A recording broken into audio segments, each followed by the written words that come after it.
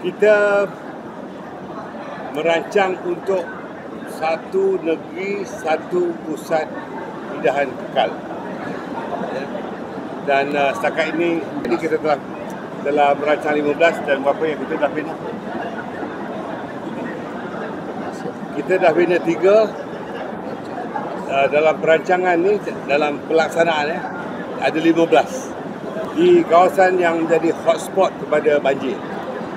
Dan kita serahkan pada Jawatankuasa Bencana Daerah dengan persetujuan Jawatankuasa Bencana Peringkat Negeri untuk mengenal pasti lokasi bagi pembinaan pusat pemindahan kekal itu.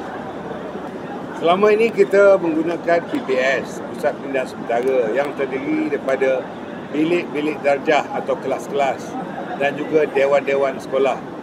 Tetapi oleh kerana tidak ada kemudahan, terutamanya tandas, bilik air, tempat masak dan keluasan yang cukup untuk kita memasang kemah-kemah untuk masa banjir, maka Kerajaan Madani prihatin untuk membina pusat pemindahan kekal dengan kemudahan-kemudahan yang mencukupi. Namun kita juga tahu bahawa di luar musim banjir, pusat-pusat pemindahan itu yang berupa sama dengan dewan yang besar akan boleh digunakan oleh sekolah berkenaan atau oleh komuniti yang berdekatan, dan ini insyaAllah tidak membazirkan wang membayar cukai.